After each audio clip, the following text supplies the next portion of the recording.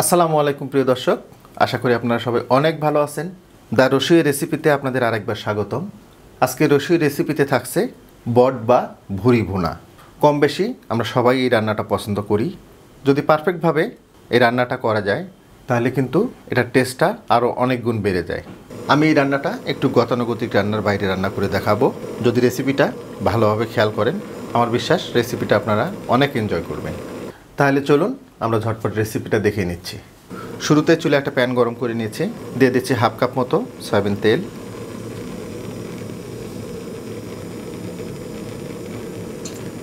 দুই টুকরা দারুচিনি দিয়ে দিচ্ছি 5টা এলাচ, 5-6টা লবঙ্গ, দিচ্ছি 2টো তেজপাতা। মশলাগুলোকে হালকা একটু ভেজে নিব।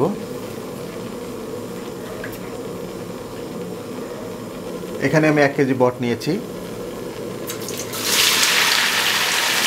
আর এই বটটাকে কিন্তু আমি ধুয়ে ভালোভাবে পানিটা ঝরিয়ে নিয়েছি। দেখুন আমি রান্নাটা যেভাবে করছি একটু দেখাই আপনাদের। শুরুতে আমি বটগুলোকে হালকা করে একটু ভেজে নিব।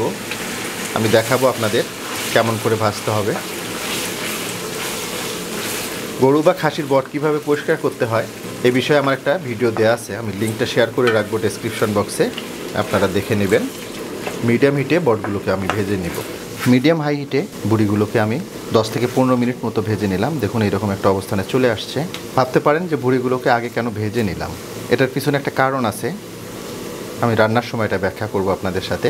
আমি কিন্তু জাস্ট একটু গরম মশলা দিয়ে এটা ভেজে নিলাম, এতে কিন্তু আমি কোনো ধরনের লবণ বা আদার্স কিছু দেইনি। তো এটা হয়ে গেছে, এটা আমি এখন উঠিয়ে নিচ্ছি। আমি একই পাত্রে যেহেতু রান্না করব, জাস্ট তেলগুলো আমি ছেঁকে নিচ্ছি।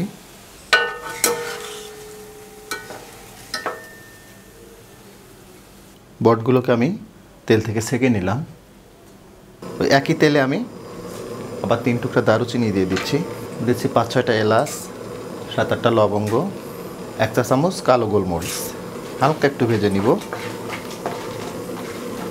এখন এখানে 1 কাপ পেঁয়াজ কুচানো দিয়ে দিচ্ছি।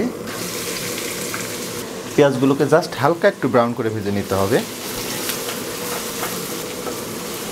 পেঁয়াজগুলোকে হালকা একটু ব্রাউন করে ভেজে নিলাম। এখন এখানে দিয়ে দিচ্ছি 1 টেবিল চামচ রসুন বাটা,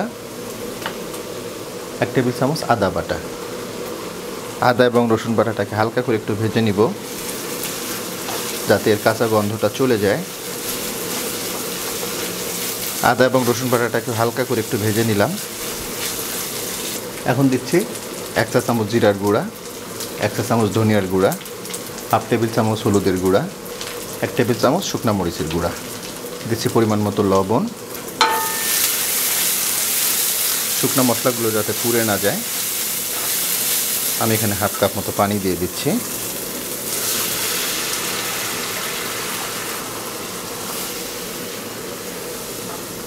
মশলাটাকে খুব ভালোভাবে কষিয়ে নিতে হবে। আমি ঢাকনাটা লাগিয়ে দিচ্ছি। মিডিয়াম হিটে মশলাগুলোকে 3-4 মিনিট আমরা কষিয়ে নেব। মিডিয়াম হিটে মশলাগুলোকে 3-4 মিনিট আমি কষিয়ে নিলাম।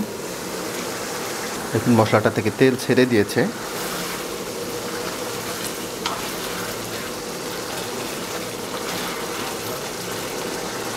এখন আমি এতে সেই ভেজে নেওয়া বটগুলো দিয়ে দিচ্ছি, সেই সাথে দিয়ে দিচ্ছি হাফ কাপ রসুন কুচানো। বট রান্নায় রসুন কুচানোটা ব্যবহার করবেন, তাতে সুন্দর একটা ফ্লেভার পাবেন।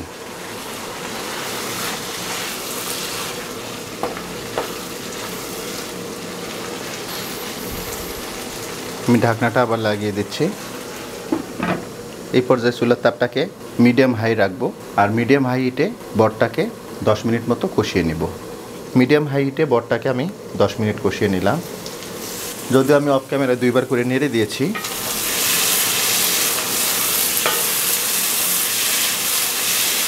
দেখুন বটটা থেকে তেল ছেড়ে দিয়েছে, খুব ভালোভাবে কষানো হয়ে গেছে। এখন বটটাকে খুব ভালোভাবে সিদ্ধ করে নেওয়ার জন্য একটু গরম পানি দিয়ে দিব।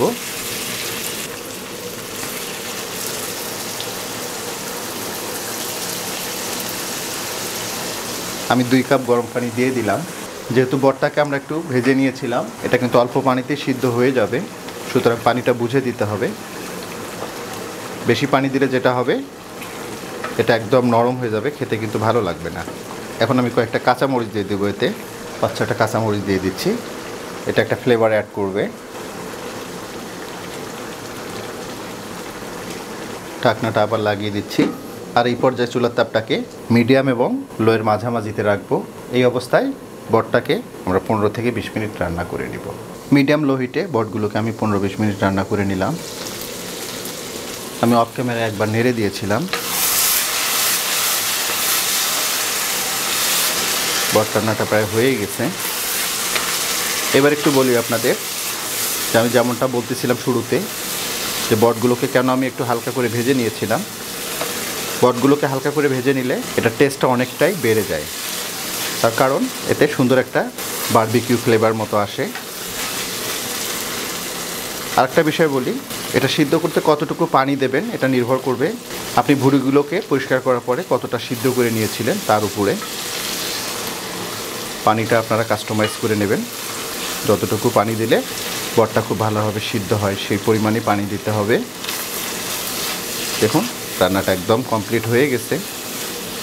তো আমি চুলার জালটাকে বন্ধ করে দিচ্ছি আর একটু পরিবেশন করে দেখাচ্ছি এর ফাইনাল লুকটা কেমন আসলো। দেখুন এর ফাইনাল কালারটা দেখেই বুঝতেছেন এটা কতটা টেস্টফুল হবে। এইভাবে বট রান্না করে দেখবেন। ফ্যামিলির যারা বট পছন্দ করে না তারাও গো গ্রাসে খেয়ে ফেলবে। এর কালার এর টেক্সচার দেখেই বুঝতেছেন এটা কতটা টেস্টফুল হবে। যাই হোক, দেখলেন একটু ভিন্ন ওয়েতে আমি এই বট রান্নাটা করে দেখালাম। আশা করব এই রেসিপিটা আপনাদের অনেক ভালো লাগবে। আর ভালো লাগলে কিন্তু আমার সার্থকতা। যদি ভালো লেগেই থাকে তাহলে রিকোয়েস্ট করব লাইক, শেয়ার এবং কমেন্ট করার জন্য। আর আপনি আমার চ্যানেলে নতুন হয়ে থাকলে রিকোয়েস্ট করব আমার চ্যানেলটাকে সাবস্ক্রাইব করার জন্য। তো প্রিয় দর্শক, আজকে এ পর্যন্তই। আবার নতুন কোনো রেসিপি নিয়ে আপনাদের সামনে আসবো। সে পর্যন্ত সবাই অনেক ভালো থাকবেন, সুস্থ থাকবেন, নিরাপদ থাকবেন। আল্লাহ হাফেজ।